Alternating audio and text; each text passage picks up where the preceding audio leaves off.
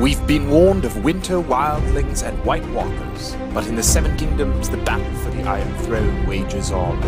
Here's everything you need to know about what's happened to our favorite characters over 4 seasons of Game of Thrones, in less than 3 minutes.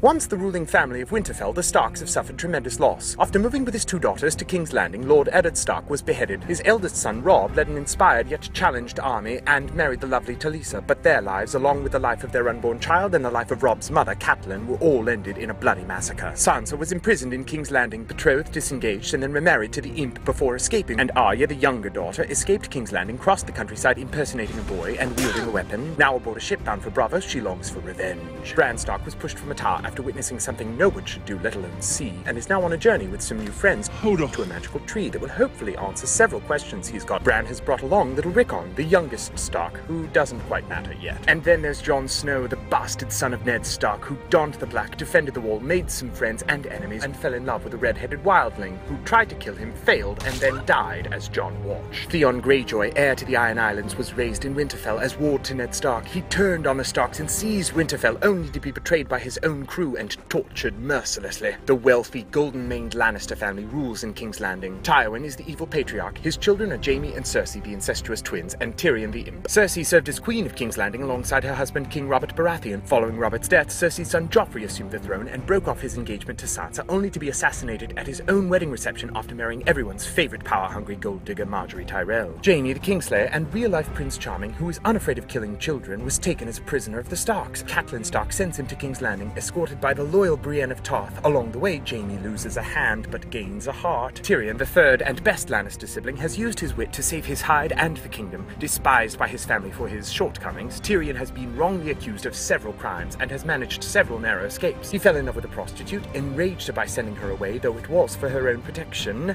and exacted revenge for her damning testimony at his trial and for sleeping with his father before narrowly escaping his own death. Daenerys Targaryen, exiled princess of the Targaryen dynasty, lives across the narrow sea in Essos with her brother Viserys, who is a misogynistic control freak. Luckily, he gets what he deserves. Daenerys is forced to marry this guy. She earns his love, learns to love him in return, gets knocked up, eats a horse heart, barters her husband's soul for that of their unborn baby, loses both, becomes a queen, frees plenty of slaves, and recruits her own army. Oh, right, and she mothered some dragons. Stannis Baratheon, brother to the fallen King Robert, has a strong claim to the throne, and the help of this witch and the Lord of Light. Renly Baratheon is dead. He was killed by a smoke monster. Oh right, and there's an army of skeletal zombies attacking from the north.